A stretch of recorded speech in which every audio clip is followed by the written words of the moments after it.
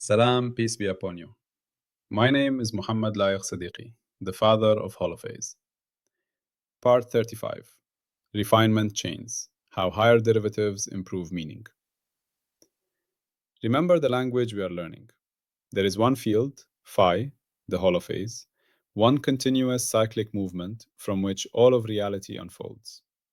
When phi begins to change, its first derivatives appear, and with them, three dimensions show themselves at once: time as omega, space as k, and motion as v, built from both.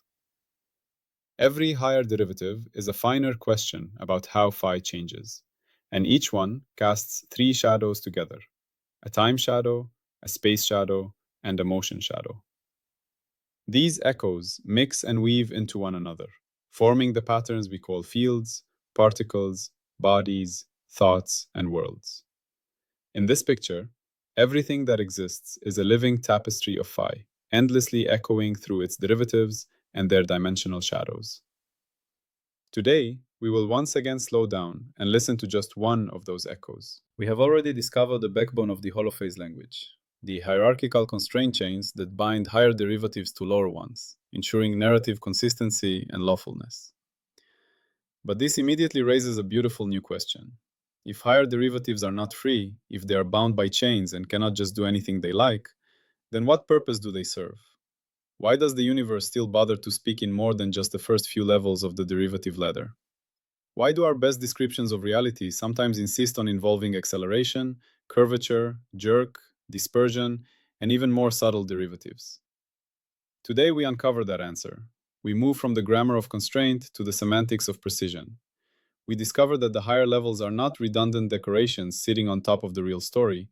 They are the instruments of nuance. In this part, we explore refinement chains, how higher derivatives improve meaning and sharpen the universe's self-description.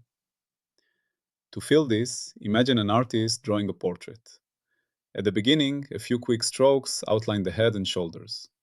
This is like the zeroth and first derivative together, the position of the subject and the broad direction of their presence. With just this, we can recognize a human figure, but it is vague. Is the person tired, joyful, angry, or deeply peaceful? We cannot yet tell. Then the artist adds shading to suggest cheekbones, eye sockets, and the curve of the jaw. This is like bringing in the second derivatives, the curvatures, the way surfaces bend, and how light and shadow wrap around them. Suddenly, the face has form. It has three-dimensionality and mood. Finally, the artist adds the glint in the eye, the particular wrinkles around the mouth, the slight asymmetry of the eyebrows, the texture of the hair. These are like third and higher derivatives, the tiny variations in slope of slope and curvature of curvature, which turn a generic face into this exact person, in this exact moment, with this precise expression. The higher levels do not contradict the earlier sketch. They do not erase the outline. Instead, they refine the meaning of what was already there, adding information, clarity, specificity, and emotional depth. The holophase language works exactly in this way. The first derivatives, omega, k, and v, give us the rough sketch of reality, the big rhythms, the main patterns, the overall flows.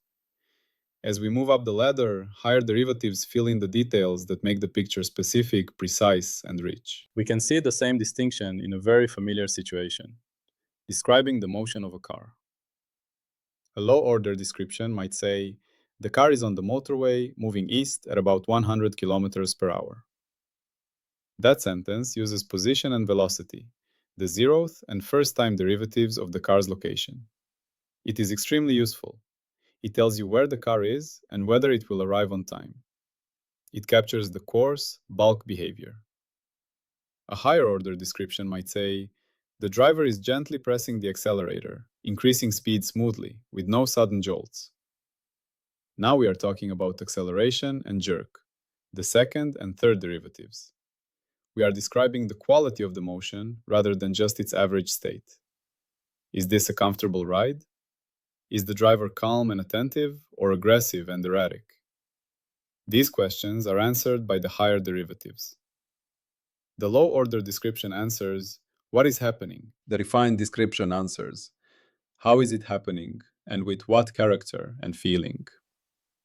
In the Holophase language, this progression forms what we call a refinement chain. Each higher derivative behaves like an adjective or adverb that modifies the meaning established by the lower derivatives. Velocity describes how position changes. Acceleration describes how velocity changes. Jerk describes how acceleration itself changes. In a deep, literal sense, they form a chain of modifiers, each adding a layer of semantic nuance. Operationally, moving to higher derivatives allows us to do three important things. First, it allows us to feed data more precisely. A simple constant velocity model will produce large errors whenever an object is actually accelerating. Including acceleration in the model reduces those errors dramatically. If you are working at very high precision, including jerk and even higher derivatives can reduce them further. Second, higher derivatives allow us to capture more subtle physics. Many real phenomena are driven or defined by high-order behavior. The rigidity of a beam or a bone depends on how it resists bending, and that resistance is related to second spatial derivatives of displacement. The comfort of a car suspension depends on how smoothly forces change over time, which is tied to jerk. The stability of a numerical simulation often depends on controlling or regularizing high-order derivative terms.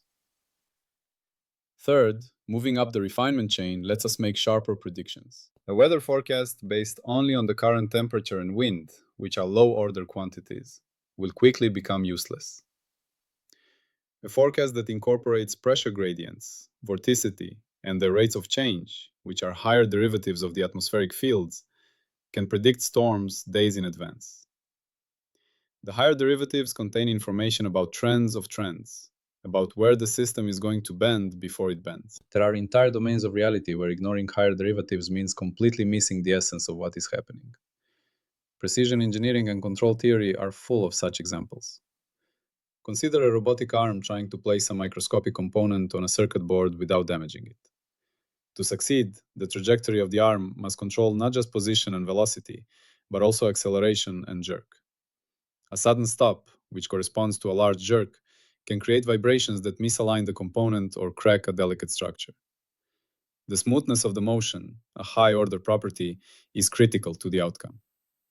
Or think of the read and write head of a hard disk drive floating nanometers above a spinning disk.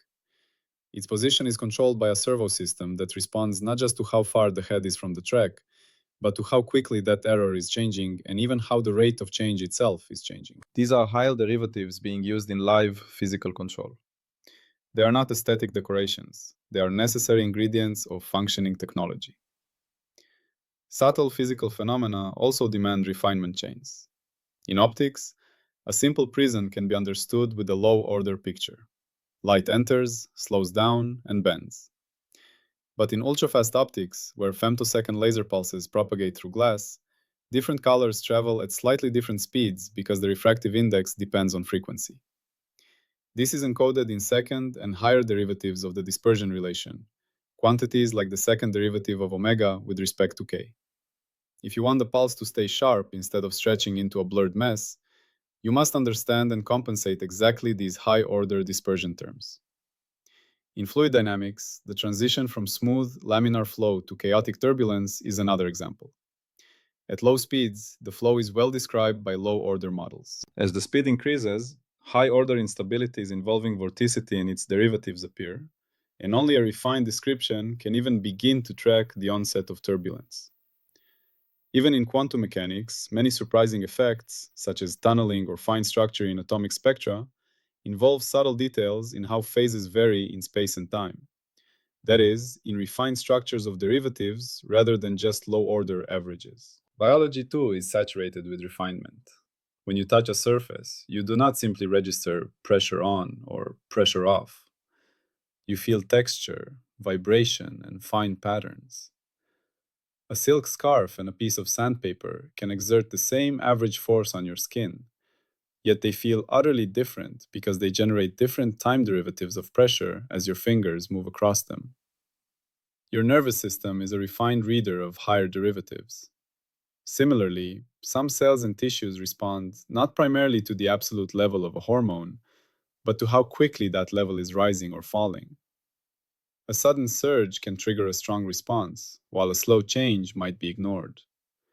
Again, the derivative carries the meaning. The body is listening not just to how much, but to how fast it is changing. At the same time, there are many contexts where low-order description is enough. Much of classical mechanics works beautifully with position, velocity, and a simple constant acceleration.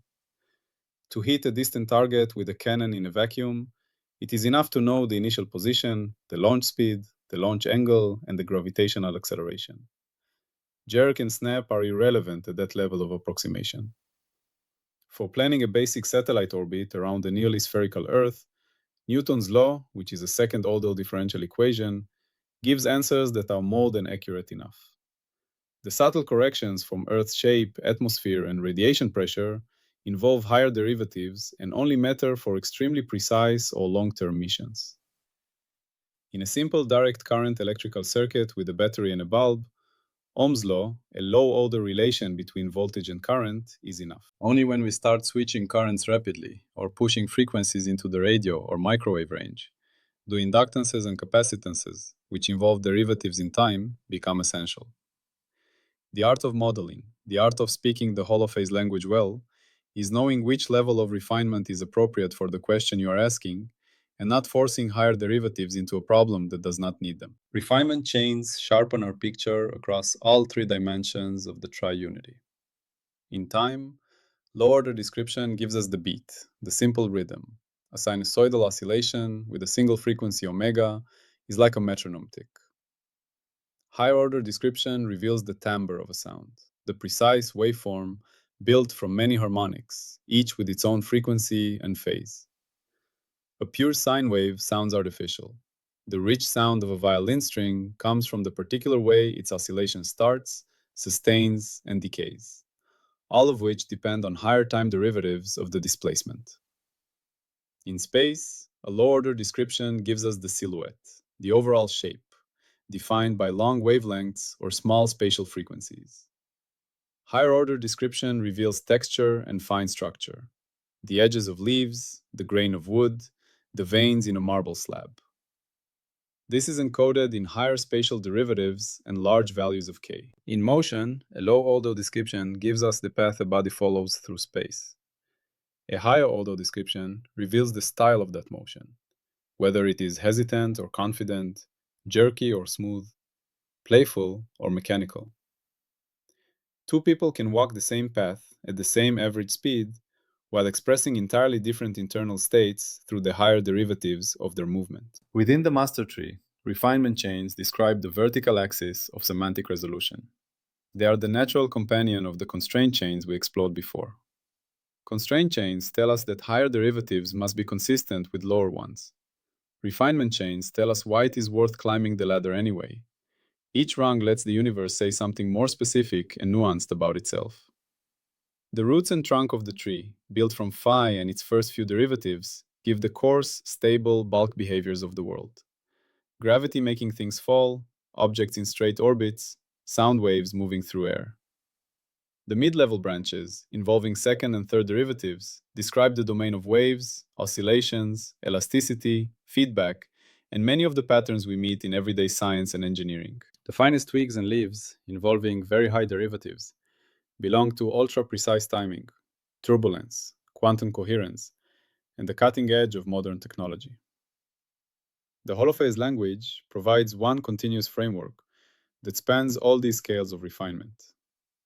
It lets us move from a rough sketch to a nearly photographic description without ever leaving the same basic vocabulary of derivatives. These refinement chains connect intimately with all the neighboring parts of the language. They rely on constraint chains to stay grounded. Without constraints, refinement would just be noise.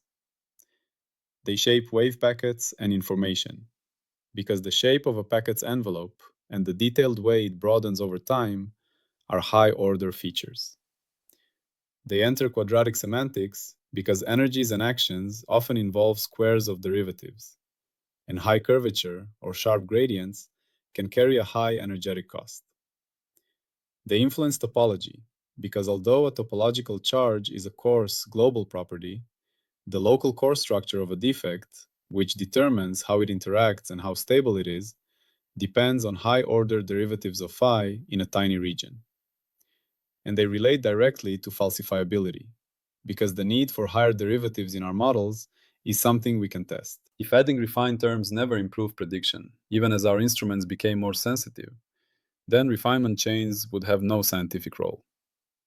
In reality, history shows the opposite. From celestial mechanics to atomic spectra, every step forward in precision has forced us to acknowledge new layers of derivative structure. At the semantic level, refinement chains represent the dimension of nuance, specificity, and depth of information. The first derivatives tell a story. The higher derivatives tell the style in which it is told. In a conversation, the words carry the core content, but the tone, the pauses, the emphasis, the rhythm, and the facial expressions transform that content into kindness, sarcasm, grief, or joy. These subtle cues are the emotional higher derivatives of language. In physics, the difference between two solutions that share the same low-order behavior but differ in high-order structure can mean the difference between stability and instability, between a harmless ripple and a destructive shockwave. In life, the same outer action executed with different inner refinement can mean clumsy harm or delicate care. The holophase language, by carrying refinement chains all the way up, is capable of expressing not just the skeleton of events, but the full living character of how they unfold. This interplay between stability, variability, and refinement is also revealing. In many systems, too much refinement can be fragile. Balancing a pencil perfectly on its tip is a state that requires exquisite high-order control. Any tiny disturbance will send it toppling into a much coarser but more stable configuration lying on its side. Similarly, highly detailed, tightly tuned phenomena can be extraordinarily powerful yet sensitive, like a laser whose coherence depends on precise phase relationships, or a high-frequency trading algorithm that can be disrupted by millisecond delays. The universe offers a spectrum of regimes, from robust coarse behaviors that hardly notice small perturbations to delicate refined states that can encode enormous information but demand careful maintenance. One of the great design challenges in engineering and in life is to choose the level of refinement that suits the role. Not too crude to be useless, not so fine that it shatters under the slightest stress. There is another way to feel how essential refinement really is, and that is to look at the history of science itself as the history of taking higher derivatives seriously. Early astronomers described planetary motion using clever combinations of circles to match where the planets appeared in the sky. Those models captured the broad sweep but left small discrepancies unexplained. Kepler refined the picture by allowing orbits to be slightly squashed ellipses rather than perfect circles, a gentle geometric correction that already brought theory and observation closer together. Newton went further by writing a dynamical law that explicitly connected force to acceleration, the second time derivative of position. With this single step, he turned the sky from a collection of mysterious patterns into the direct consequence of a precise equation. Later, Einstein refined the story again by letting space-time itself curve, which amounts to giving the gravitational field its own rich derivative structure. That extra refinement explained tiny residual anomalies like the precession of Mercury's orbit, and predicted new phenomena such as the bending of light and the slowing of clocks in gravitational fields. Each advance did not add chaos. It added an extra layer of meaningful derivative information that made the world more predictable and more unified. The microscopic world tells the same story. The first measurements of atomic spectra were just lists of colored lines with no apparent reason behind their spacing. Balmer and others found simple formulas that described those lines, but could not explain why they worked. Bohr refined the description by quantizing orbits and energy levels, capturing the main structure while still treating the electron almost like a small planet. Schrödinger then introduced the wave equation for the electron's wave function, a second-order differential equation in space and time.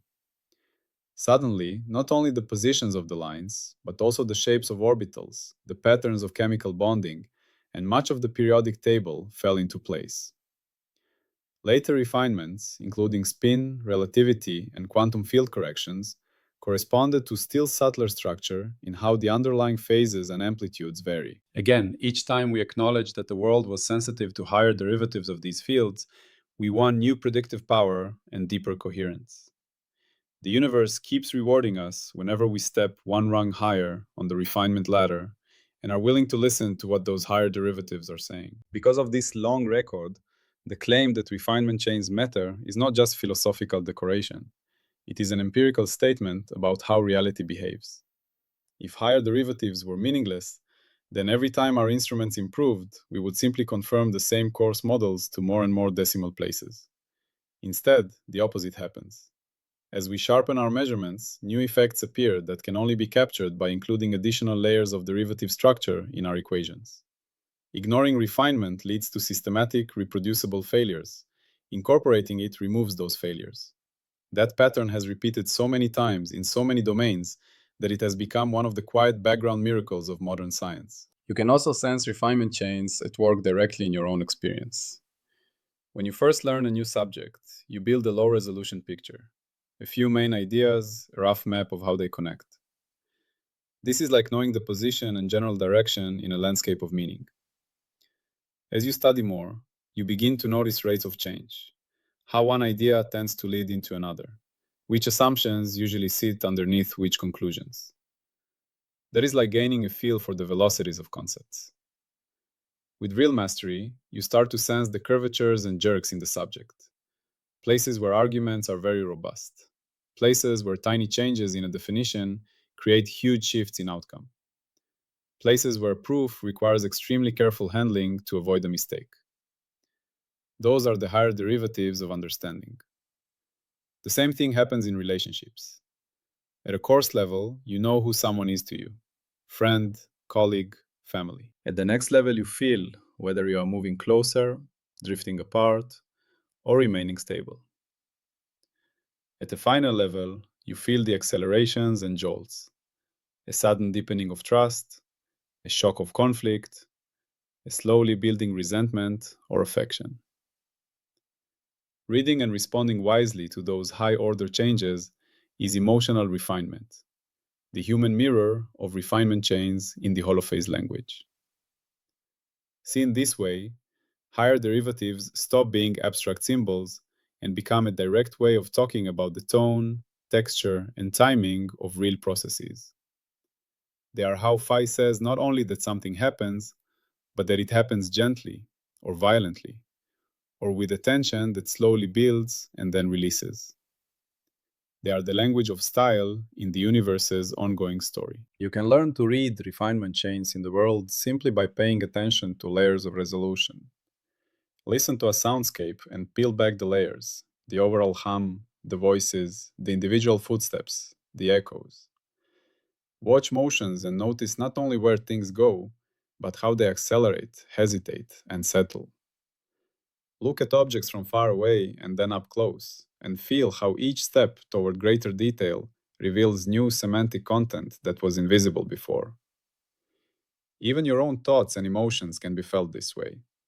A sudden mood can be seen as a low-order shift, while the subtle nuances of why you feel that way and how it is changing moment by moment are like higher derivatives of your inner state. Now we return, as always, to the one field phi and to the complete holophase tree. The infinite ladder of derivatives is no longer a frightening explosion of complexity. Seen through constraint chains, we understood that the ladder is tightly structured and that higher rungs must fit the lower ones. Seen through refinement chains, we now understand why the ladder exists at all. It allows the single field phi to express itself with infinite richness, while remaining rooted in a simple foundation. The holophase language is finite in its foundation. One field, a finite differentiation rule, and infinite in its expressive potential, because each derivative level can add another layer of nuance to the story. Phi is the silent potential. The first derivatives are its first spoken words. Each higher derivative is an inflection, a shade of meaning, a tiny adjustment in timing or shape that turns a generic statement into a precise and living one. As we close this part, hold one last image. The cosmos is like an instrument of infinite nuance. The Big Bang was the first raw note. The laws of physics are the rules of the instrument. Over billions of years, Phi has been playing not by adding more instruments, but by refining its own patterns, adding harmonics upon harmonics, layers of rhythm upon rhythm. A galaxy is a coarse motif. A planetary system is a more detailed phrase within it. A living cell is an extremely refined cluster of vibrations. A conscious thought is a brief, delicate pattern of extraordinarily high refinement in space, time, and motion.